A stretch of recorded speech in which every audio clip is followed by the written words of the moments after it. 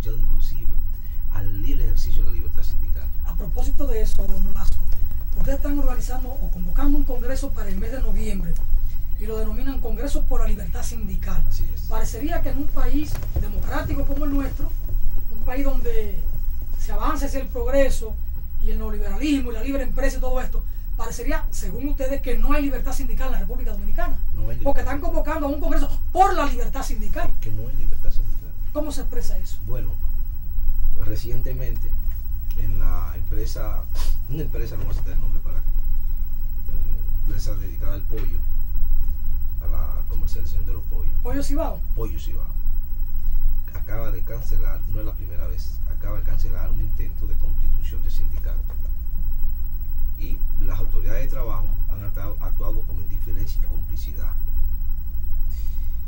Ese es el más reciente, el que se haga a luz pública. Pero aquí he conocido que ninguna empresa privada permite el libre ejercicio, si ya antes no lo había conquistado ese sector trabajador, y eso que han logrado ejercitar ese derecho al devenir del tiempo, luego de la destrucción de Citracó, del sindicato de los telefónicos, luego de iniciar esa oleada neoliberal, ellos han tenido que venirse a acuerdo y bajar un poco el perfil ante el patrón. Eso, por ejemplo, te informo que en la Barrigor, empresa que ya está operando en el país, no está trayendo oro, está operando, está prohibida la organización sindical. O sea, además de dañar la ecología, el medio ambiente y robarse las riquezas nacionales, le impiden a los trabajadores organizarse primero. Pero mira, si tú ves en el sector de educación, solamente el sector público tiene derecho a la organización sindical, mientras que en los privados, tanto la educación superior como de intermedia, los profesores y los trabajadores administrativos, es más, hasta el estudiantado, está prohibido la organización para ejercer la democracia y constituirse como entes empoderados, como dicen el lenguaje ahora. Es decir, en la Ucamana, por ejemplo, Agripino Núñez Collado no permite que los profesores se sindicalicen, no es posible, ni que los estudiantes se organicen. No, tampoco. No es ellos, no es ninguno. Pero Agripino es un demócrata, es un demócrata, dueño del diálogo. Sí, pero eso es para vender, eso es para presentarse y es el gran artífice de mantener las cosas como están, a favor de los ricos y no a favor de los pobres. Ese es Agripino Collado. Ellos hablan, los empresarios hablan aquí de libertad sindical.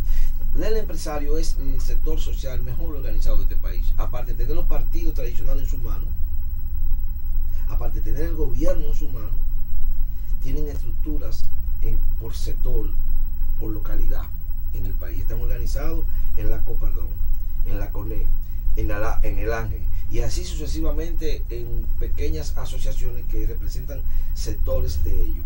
Sin embargo, no le permiten bajo ningún concepto la libertad de organizarse a sus trabajadores. Por ejemplo, existe la asociación de bancos, ¿sí o no? Bueno, ¿hay alguna asociación de trabajadores de los bancos? Ni siquiera una asociación sin fines de lucro hay, para no hablar de sindicatos. En las tiendas comerciales del país, ¿existe organización sindical? No existe organización sindical. Y todos ellos son los promotores de esa democracia y los sustentadores de esa democracia que dicen que se está viviendo el país como tú denunciabas anteriormente. Aquí lo que se vive es un gobierno, o no un gobierno, un sistema. El gobierno lo que hace es administrar un sistema de apartheid en todo el sentido de la palabra, donde los pobres están excluidos, los sectores medios están excluidos del ejercicio de la democracia. Entonces, por eso la convocatoria del primer Congreso por la Libertad Sindical, porque al día de hoy son pocas las instituciones que tienen el derecho de existir en el sector privado, y entonces es un derecho reconocido en una ley, llama la 1692, Código Laboral, constitucionalizado, inclusive en la última, el señor Leonel Fernández. Pero además nosotros somos parte de los convenios de la OIT. Es un derecho universal, y si un derecho universal reconocido por todos los gobiernos prácticamente, aquí en el país se reconoce en el papel y se niega en los hechos. Entonces nosotros estamos compelidos a que los trabajadores ejerzan su derecho para poder mejorar su nivel de vida, de salud, educación, vivienda y tener una vida digna en la nación dominicana. Pero reclaman o no los trabajadores, los empleados, esa organización, porque a veces que la gente es indiferente. Hemos llegado también a un nivel de crisis de valores, de conciencia, que todo es todo y nada es nada, como dicen en Dajabón. Sí, yo creo que ahí, cuando vamos a analizar el fenómeno de la desorganización sindical o de la desorganización de los trabajadores, tiene que ver primero con el hecho de que históricamente el empresariado dominicano, la clase capitalista, ha negado ese derecho a los trabajadores, primero. Segundo, que luego del 84, cuando empezó la ofensiva neoliberal del capital aquí, destruyendo sindicatos, quedaron al frente y como supervivientes entidades que se fueron convirtiendo, y si no ya eran, lo que llamamos sindicalismo amarillo. Ese sindicalismo amarillo no da ninguna muestra ni entusiasma a los trabajadores. Son un elemento que hay que tomar en cuenta. Ahora, en verdad ese no es el fundamental. El fundamental es que cuando un trabajador va a constituir su equipo de trabajo, inmediatamente lo cancela. Y la Secretaría de Trabajo actúa en complicidad con esto. Porque también es un deber del Estado educar y propiciar a sus ciudadanos a la organización, porque es un ejercicio de ciudadanía, ya que le gusta tanto hablar de ciudadanía las universidades privadas, a las ONG y a los neoliberales, pues es un ejercicio de ciudadanía organizarse en el sindicato, organizarse en su universidad como estudiante, como profesional. Entonces es un derecho admitido en la Constitución y en las leyes. Don Nolasco, ¿usted no cree que la falta de democracia en el movimiento sindical de la República Dominicana ha afectado también todo este proceso? Porque ahí tenemos, por ejemplo, a un señor que llaman Gabriel del Río Doñé. Tiene 53 años, siendo el secretario general, dueño absoluto de la casa. Tenemos a un señor llamado Pepe Abreu, que tiene toda la vida siendo jefe sindical. Entonces, la falta de democracia en el movimiento sindical, porque aquí le requerimos que sean democráticos a los partidos, que no lo son, pero en nuestra práctica tampoco hay esa expresión, esa cultura democrática. Parecería que es propio de la sociedad dominicana ese autoritarismo, ese personalismo. Sí, vamos, diríamos, desde el punto de vista sociológico, como tú dices, es decir, la sociedad dominicana está marcada por el autoritarismo. Es una secuela histórica. Y también se refleja en eso que tú dices, en las centrales y entidades, instituciones, nuestras propias instituciones, hay que decirlo, pero ahí está, porque ya no solamente querer estar en el puesto, es que están al frente de instituciones que la hacen como compañía por acciones de ellos, bienes de familia prácticamente, y además usufrutan los recursos que dicen administrar a nombre de los trabajadores. No obtienen privilegio, la palabra exacta, tienen privilegios que están por encima del nivel de un trabajador medio. Señor Nolasco, sí, con ese sí. Usted dice que es una escuela, una escuela antigua que es autoritarismo, pero no sería la escuela de los narcisismos. Bien, bueno, el narcisista es el que se gusta a sí mismo. El autoritarismo es un ejercicio político donde no observa ningún método democrático. Este país vivió las montoneras. Cualquier persona tenía un grupo y se alzaba en armas, ¿verdad? Así, a nombre de sus intereses. Y aquí la división del movimiento de trabajadores tiene que ver con, claro, hay que saber que aquí actúan las manos del capital, incentivando que la construcción y estabilidad de entidades, entre comillas, sindicales, para que jueguen un papel de mediador y de muro de contención a la protesta de los trabajadores. Y eso es lo que explica la existencia de entidades que incluso han pactado con el capital el no reconocimiento de nuevas entidades sindicales como centrales en el país.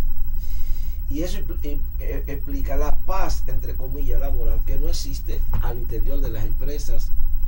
No estamos hablando de todas las empresas, lógicamente, porque no podemos absolutizar, pero que explica la gran situación general en muchas empresas, sobre todo el gran capital, que niegan el derecho a la libre organización sindical, y donde hay organización sindical la pautan ellos, no pueden hacer esto y no otro. Entonces nosotros decimos que hay que producir una educación, hay que trabajar para educar a los trabajadores en el sindicalismo clasista, hay que exigir la libertad sindical para ir removiendo los cimientos de esa burocracia sindical que hoy ocupa el espacio cimero de representación, entre comillas, de los trabajadores, a los que no representan porque no luchan consecuente y decididamente por los intereses de los trabajadores. Entonces yo temo más a la propaganda del desempleo que hacen los capitalistas que exigir un salario decente que cubra las necesidades de los trabajadores. Don Lazo, hablemos del Congreso que ustedes están organizando para el mes de noviembre, me parece. ¿Cuál es el propósito? ¿Hacia dónde apunta este Congreso? ¿Quiénes pudieran participar o asistir con todos los derechos a este Congreso? ¿Cuáles serían los temas de discusión del Congreso? ¿Y qué resultados se esperan del Congreso? ¿Sería crear finalmente una organización? ¿Sería crear solamente una corriente como expresión sindical en la República Dominicana? Es un poco darnos así la perspectiva del Congreso que están organizando. Bien, sí, mira, nosotros lo primero es que este Congreso culmina en un evento nacional de delegados el 9 de diciembre, en ocasión de cumplirse creo el 62 aniversario de la desaparición de Mauricio Báez. Está aquí en el documento, no recuerdo bien. Mauricio Báez es el símbolo del sindicalismo clasista nacional, desaparecido por las dictaduras de Batista y Trujillo en Cuba. Bien. Bueno, de aquí al 9 de diciembre, este Congreso de Trabajadores tiene una dinámica que es la siguiente: constituir equipos de trabajo de discusión y reflexión sobre temas como el salario, como la salud ocupacional, como el empleo, como la seguridad social y, lo que es fundamental, la libertad sindical, para que esos grupos que se constituyen en las discusiones de trabajadores y entidades interesadas lleguen al 9 de diciembre con su relatoría hecha y la presenten en el evento nacional del 9 de diciembre. Pueden participar todos los trabajadores y aquellos dominicanos que le interese superar la actual situación de dispersión y no organización de los trabajadores. Esta convocatoria no se hace desde una entidad. Lógico, el MTI ha puesto su granito de arena, pero ahí está el Unión de Trabajadores Cañeros, que dirige el compañero Jesús Núñez, que representa a los trabajadores cañeros que exigen su pensión a más de 22.000 trabajadores. Está la corriente magisterial de tu compañera y amiga que dirige María Teresa Cabrera. Está la Asociación de Trabajadoras Domésticas de Yaguate, que dirige la compañera Lucenida Mejía, amiga tuya también, ¿no? Y existen sindicatos como Citra Corazán, el sindicato del Estrés de San Francisco, para ponerte dos casos de referente importante, que hacen parte de los equipos de trabajo de su localidad hacia el 9 de diciembre. Es una dinámica que incluye incluso la autogestión, el autofinanciamiento, pero además que no excluye, además del debate, la movilización en la calle. Por ejemplo, si en medio de esta confrontación hay que ir apoyo Cibao, hacer un piquete, pues nosotros vamos a ir en esa dinámica. Claro, nosotros creemos en la lucha cívica pacífica. A propósito, se está hablando casi recordando los años 80 cuando existían colectivos, también existía el movimiento Miuca. ¿En qué están ustedes acerca de ese movimiento que esos pobres hombres, después de los 50, 70 años que han trabajado, le han dado todo para el país? Y ese fondo está en el bolsillo de alguien y no se sabe cómo desembolsar ese fondo, y esos pobres se están muriéndose y no van a cobrar. ¿Qué proyecto tienen ustedes para esto? Y la otra pregunta es... Son los cañeros. Sí, la otra pregunta es, el gas natural que vino, y el gobierno había hecho un acuerdo con la población sindicalista de que dentro de 10 años no habría ningún tipo de aumento, se iba a congelar, cosa que promovió que se gastó millones, y para las instalaciones los equipos valen de 60,000 hasta 90,000 pesos, y sin embargo ahora sí ha disparado esto. Dentro de esa regla, ¿qué es lo que ustedes piensan hacer? Bien, nosotros vamos a responder un paréntesis lo que plantea el compañero, y luego tú me recuerdas concluir con el tema de la libertad sindical del Congreso para la libertad sindical. Mira, sobre el caso primero de los trabajadores cañeros, bueno, ustedes saben que los trabajadores cañeros fueron traídos aquí 40 y 50 años atrás, muchos de ellos, ¿no? Desde Haití, donde nunca se le exigió ni se le llenó ningún procedimiento que no fuera una simple cartilla. Esa gente aportaron con sus manos, con sus enfermedades y su muerte, pero sobre todo con su trabajo, a la riqueza nacional durante más de 50 años. Y se le descontaba de su salario su contribución a la seguridad social, al IDCS. Pero, como en todos los gobiernos anteriores, manejaron el SEA hasta cuando existió en el 92, ¿no?, con la ley de privatización y las empresas públicas estas, y el mismo IDCS manejaron las cuentas a los fines de pensión de estos trabajadores de forma irresponsable, y lo que ha pasado siempre, se malgastaron esos dineros en francachela y enriquecimiento ilícito de los funcionarios de turno en esos momentos, también de los partidos, hay que decir. Y a la hora de esto presentar su exigencia, actuaron de mala fe, botaron los expedientes, lo quemaron, lo distorsionaron todo y crearon un cuello de botella en términos de documentación. Luego no han podido negar que ellos han trabajado toda su vida, y la verdad es que, siendo humano y consecuente y clasista, no le queda otra salida a los trabajadores dominicanos que ser solidario con esos otros trabajadores y defender el derecho a la pensión. Son ancianos de 50, 60, 70 y 80 años, y personas 50 que parece que tienen 70 y 80 años, que se mueren a diario. Eso acaba de anunciar que hay 400 ya que han muerto, si ustedes se recuerdan. Es lo que va. El IDCS tiene como método de otorgarle las pensiones cuando ya saben que murió la persona, de forma bochornosa y irresponsable. Van a los hogares, se murió esta persona, mira, aquí está su pensión, burlándose entonces lo que están exigiendo los cañeros, con la Unión de Trabajadores Cañeros a la cabeza y compañero Jesús, es un derecho adquirido, no es una dádiva.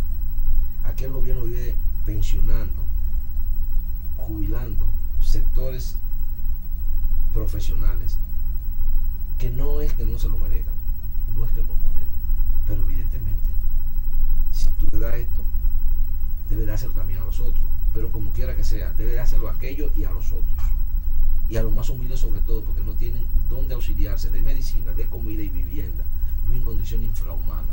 Si antes vivía en condición infrahumana, mucho más ahora que se abandonó oficialmente, aunque se ha retomado el problema de los batalles y de los ingenios.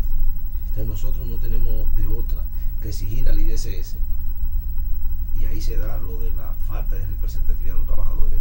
Ahí hay una bancada de las centrales sindicales y nunca han ido a una manifestación de los cañeros, nunca han levantado su mano para defender los cañeros en sus discusiones al interior del Consejo de Dirección del IDCS, porque lo que ellos velan es por sus privilegios de grupo, por su estancia en lugares que le convengan.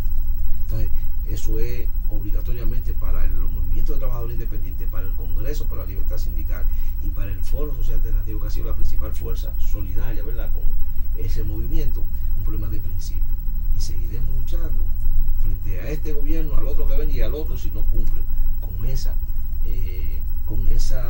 ley de seguridad social que crearon el IDSS, y si no con ese problema de justicia. Luego, con el problema del gas natural, bueno, tú sabes cómo se maneja aquí, esto es una mafia, y nada, crearon esa expectativa de que 10 años, hermano, acordaron, ¿verdad?, de que no había precio, no iban a subir los precios, y ya hoy ya lo están haciendo sin ninguna justificación. Se denuncia que el problema entre ellos está el monopolio de la AES, ¿verdad?, en que es que manipula la llegada al país del gas natural.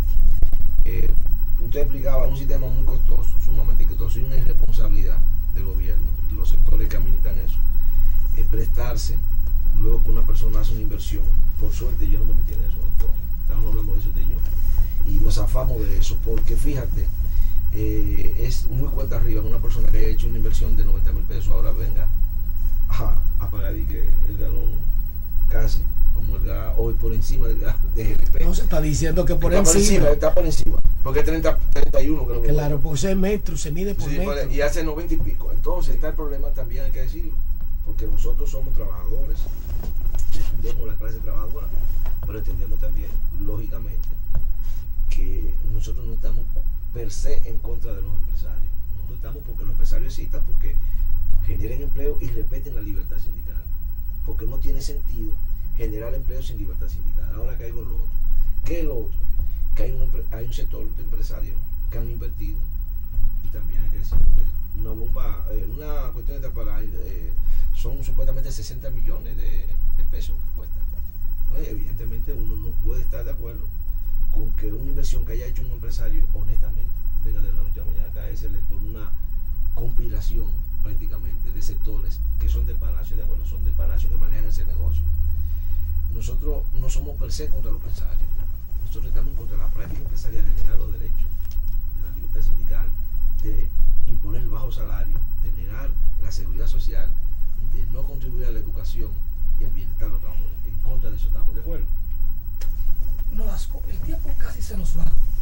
Yo recuerdo que con la irrupción en la vida pública, tanto de Virtudes Álvarez como de Ramón Almanza y de Isidro Torres en su momento, año 88, 89, 90, 91, tomó fuerza el movimiento social popular y fue desplazando al movimiento sindical, al movimiento obrero organizado. Hoy, en la perspectiva de análisis de ustedes, de la sociedad, ¿qué posibilidad tienen ustedes realmente de rearticular una expresión sindical clasista que pueda sobrevivir, que pueda tener vida propia? Sí, mira, me recuerda al final lo que perseguimos con el Congreso por la Libertad Sindical. Bueno, dilo ahora mismo porque el tiempo se nos va. Bueno, mira, lo primero es que el Congreso por la Libertad Sindical, para que no se me olvide, que es algo importante, no persigue constituir una central sindical para que no nos vayan a ver como unos competidores, sino alimentar una corriente de ideas que impulsa a los organizados a desarrollar un sindicalismo consecuente y clasista, primero. Segundo, a promover donde no existen sindicatos, a que se constituyan. Pero nuestra tarea en este momento, lógicamente, no es constituir una central sindical, sino a la organización de los trabajadores y a donde están organizados que asuman un papel beligerante y clasista. Un segundo elemento sobre lo que tú dices. Recuerda que el movimiento sindical fue muy golpeado a finales del 86 con Citracode, 87, no, 87, 88. Fue como el colofón de ese proceso que había iniciado con Codetel. Y eso precisamente bajó un poco la presencia del movimiento sindical en la lucha social. Sin embargo, se mantuvo una representación y hay representación de sectores laborales en la lucha social. Pero también hay que decir que los empresarios favorecieron y cogieron sus contradictores, vamos a decir, que fueron estas centrales, y nos cerraron a nosotros entonces para que no pudiéramos llegar a los sectores de trabajadores y nos impidieron. Hay una realidad, un país no vive si no es produciendo riqueza, bienes y servicios. Entonces los trabajadores están ahí. El desafío de nosotros es exactamente hacerle ver, convencer y estimular a los trabajadores, donde quiera que se encuentren, sean por cuenta propia o sean dependientes de un salario, que es necesario la organización sindical, que es un derecho que tienen, que es la única garantía de que puedan tener una vida con un salario, con una salud, una educación y vivienda, que no sea la exclusión que tienen para superar ese grado. Usted es un trabajador organizado, sí, trabaja en la Universidad Autónoma de Santo Domingo. En la universidad ha habido conflicto en los últimos 15 días. Hoy sale la información de que los estudiantes temen de que el próximo semestre no culmine exitosamente, no termine. Sobre estos incidentes que se dieron en la universidad y que están ahí, problemas muy serios. La expresión sindical que usted coordina o de la que usted hace parte en la Universidad Autónoma de Santo Domingo, ¿cómo valora los problemas que han sacudido a nuestra alta casa de estudio? Con eso se finaliza el programa y le vamos a reiterar la invitación para en otra ocasión. Muchas gracias. Mire, es poco el tiempo que nos queda, pero te solicito que nos invite próximamente. No, para eso analiza. Para analizar esa cuestión. No, ahora. Te vamos a tratar, pero ahora mismo te vamos a tratar. Mira, nosotros precisamente en el día miércoles acabamos de realizar una conferencia en la universidad donde asistieron algunas 70-80 personas bajo lluvia en el salón de habitación de la Pedro, donde planteamos el tema y varios expositores de Antonio Ortiz, Roberto Sánchez y demás intervinieron. ¿Cuál es la posición nuestra? Hay que venirse a un acuerdo entre la parte donde se permita la gobernabilidad de la universidad como única garantía de crecimiento y cumplimiento de su papel, donde nosotros hemos planteado que el señor rector debe revisar el aumento de la tarifa, porque si esto es lo que ha provocado la situación, que eso se someta a discusión otra vez y que se revisen las sanciones del primer caso cuando las oficinas administrativas. Luego, sobre el segundo caso, nosotros tenemos algunas apreciaciones, pero evidentemente tienen que hacerse las investigaciones del lugar sobre ese caso. Nosotros reivindicamos la lucha cívica, pacífica y demás. Creemos en la universidad democrática, abierta, popular, pero creemos además en que los sectores que viven en la universidad tienen que mantener ese espacio dentro de la democracia, porque ahí no hay una policía ni un ejército para imponer nada. Tienen que ser sobre la base de los mecanismos legalmente establecidos y además en el ejercicio del derecho democrático de la protesta, pero preservando la universidad. ¿Y cómo valoran ustedes la incursión allí de la policía, de aquella forma en que se hizo? ¿No violentó el fuero universitario? Bueno, mira, políticamente no es deseable que la policía entre a la universidad. Desde el punto de vista legal, los estatutos le dan facultad al consejo y al rector en caso de que esté en peligro los bienes y la persona universidad, ellos pueden llamar a la policía. Ahora bien, no es lo deseable, y menos un conflicto como eso. Ahora también hay que decir que no debió de hacer lo primero. ¿Qué fue lo primero? El incidente donde personas que estaban acampando ahí en una expresión de violencia pusieron a otro grupo que eran las autoridades y los profesores en un lugar que estaban sesionando en una situación de vilo. Entonces nosotros no estamos de acuerdo con ninguna de esas expresiones. Ahora, también hay que decir que no es la primera vez ni es la peor que se presenta. Allá se hizo un claustro bajo la bota militar, ¿tú te acuerdas? Y con la mayor contrarreforma. Allá se impuso una situación que llamaban los escopeteros en la universidad. Ahora, eso son prácticas aberrantes de la democracia. Nosotros creemos que la universidad no debe llegar a esa situación y que los sectores internos tenemos la suficiente capacidad y recursos para ponernos de acuerdo cómo debe conducirse la universidad, porque la universidad es lo único que tiene el pueblo para lograr la promoción social. Entonces vamos a permitir, oye, por concepto de este problema, más del 33% de los estudiantes de primera convocatoria que fueron a la universidad y pagaron sus derechos se retiraron porque los padres no quieren mandar a sus hijos allá. Entonces nosotros no podemos permitir que, porque quienes se benefician de esa situación son las universidades privadas. Cada vez que hay un episodio así. Ahora, si hay un debate diferente, ahora cuando tú haces una acción de confrontación física, ¿quién se beneficia? Las universidades privadas. Entonces nosotros llamamos a los sectores envueltos, nosotros somos parte de los actores que estamos ahí, a venirnos al diálogo, a discutir y lógicamente a preservar el carácter democrático y amplio de la Universidad Autónoma de Santo Domingo.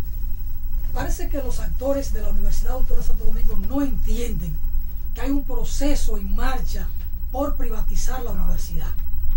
Y entonces deben entenderse y entender el proceso, porque le están haciendo un flaco servicio a la institución y sirviéndole en bandeja de plata el interés que tienen los privatizadores. Al hermano Ramón Nolasco, muchas gracias por estar con nosotros. Esperamos que cuando se aproxime un poco más la fecha de celebración del Congreso, venga por acá y pudiéramos ver en términos evaluativos cómo ha estado marchando la organización, la participación y la integración de diferentes sectores sociales, institucionales,